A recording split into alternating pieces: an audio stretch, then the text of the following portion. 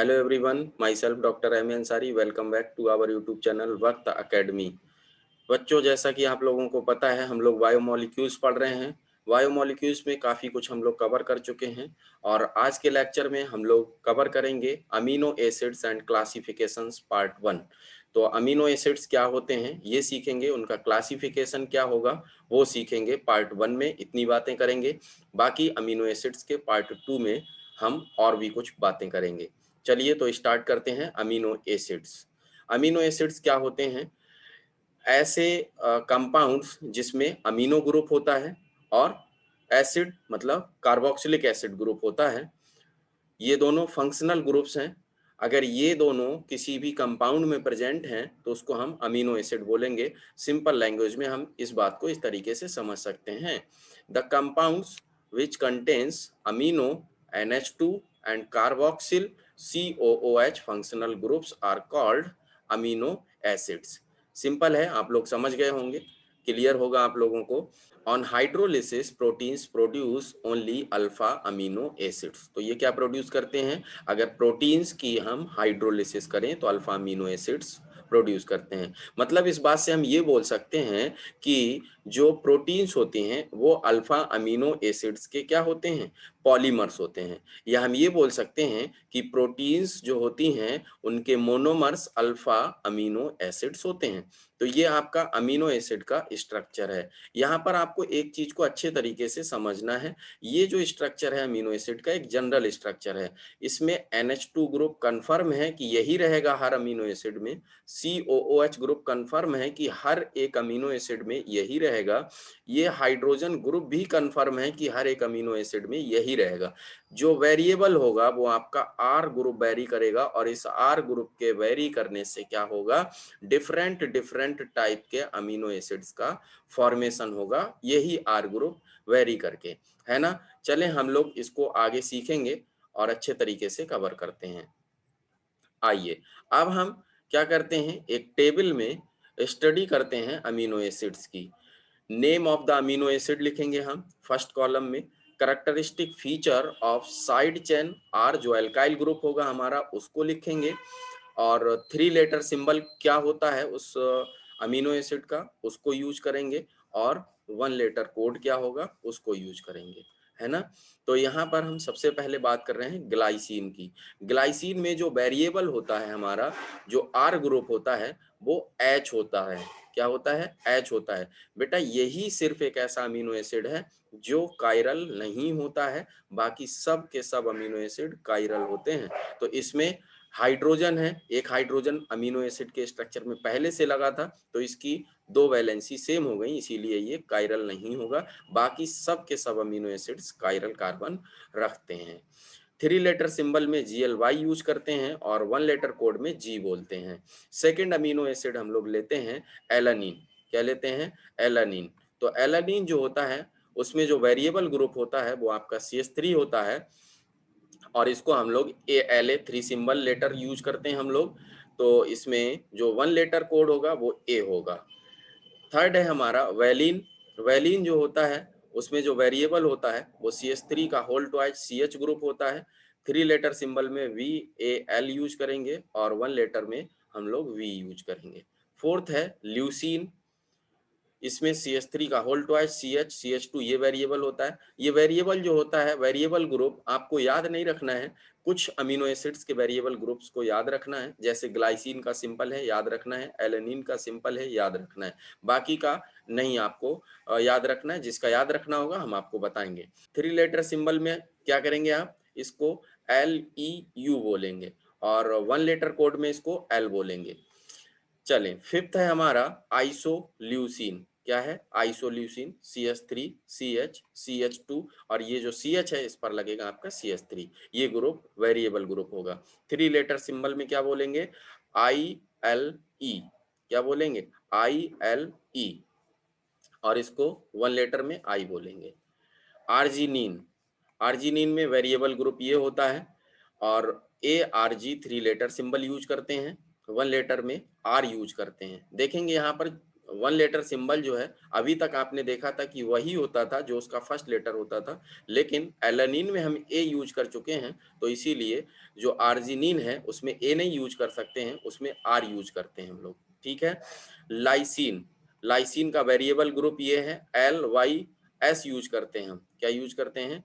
LYS। और इसके लिए हम लोग, क्योंकि ल्यूसीन के लिए हम एल यूज कर चुके हैं, इसीलिए यहाँ के यूज करते हैं, है ना। ग्लूटामिक एसिड, इसका वेरिएबल ग्रुप ये होता है, और GLU आप यूज करेंगे 3 लेटर सिंबल में, और 1 लेटर के लिए आप लोग यूज करेंगे E, क्योंकि क्या ग्लाइसिन में हम लोग यूज कर चुके हैं G, इसीलिए यहाँ पर G नहीं यूज कर सकते। हालांकि ये सब आपको याद नहीं करना है, बस 3 लेटर सिंबल आपको समझना है, वो आपको लगभग पता भी है।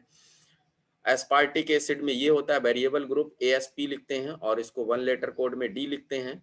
ग्लूटामीन में ये होता है वेरिएबल ग्रुप आपका, और यहाँ पर GLN लिखते हैं, और सिंबल में 1 लेटर कोड में क्या लिखेंगे? Q लिखेंगे। एस्पार्जीन में क्या लिखते हैं? NH2C, और इस पर आ जाता है O और CH2। ASN लिखते हैं और N लिखते हैं सिर्फ। थ्रियोनिन CH3CHOH ये होता है आपका, और THR लिखते हैं और T से रिप्रेजेंट करते हैं। बेटा 20 अमीनो एसिड्स होते हैं, उनको आपको एसेंशियल्स और नॉन एसेंशियल अमीनो एसिड में याद रखना है। एसेंशियल और non essential amino acid part 2 में हम लोग बात करेंगे। इसमें से 10 एसेंशियल होते हैं और 10 नॉन एसेंशियल्स होते हैं, हम बात करेंगे इनकी। सेरीन, सीरीन में वेरिएबल ग्रुप ये होता है, SER से रिप्रेजेंट करते हैं, 1 लेटर कोड S होता है। 14 सिस्टीन, सिस्टीन जो है ये एक इम्पॉर्टेंट बात है, खास बात है, इसकी याद रखिएगा। सिस्टीन और मिथियोनिन ये 2 अमीनो एसिड ऐसे अमीनो एसिड हैं जिनमें सल्फर पाया जाता है। सल्फर कंटेनिंग अमीनो एसिड्स कौन कौन से हैं, ये पूछा जाता है क्वेश्चन, तो सिस्टीन और मिथियोनिन होते हैं, है ना। इसके लिए CYS यूज करेंगे और C यूज करेंगे। मिथियोनिन, देखें इसमें भी सल्फर पाया जा रहा है, तो ये भी सल्फर कंटेनिंग अमीनो एसिड की कैटेगरी में आएगा। ये दोनों पॉइंट आपको याद रखने हैं कि सल्फर कंटेनिंग अमीनो एसिड्स जो होते हैं वो सिस्टीन और मिथियोनिन होते हैं। MET यूज करते हैं, और यहाँ पर 1 लेटर कोड में कैपिटल M यूज करेंगे। फिनाइल एलानिन, ये भी एक स्पेशल टाइप का है, इसमें फिनाइल ग्रुप पाया जाता है, ठीक है ना। अभी तक किसी में एरोमेटिक ग्रुप नहीं पाया जा रहा था, तो PHE यूज करेंगे हम, और F यूज करते हैं इसके लिए। टाइरोसिन, इसमें इस तरीके का वेरिएबल R ग्रुप होता है, TYR यूज करते हैं और Y यूज करते हैं 1 लेटर कोड में।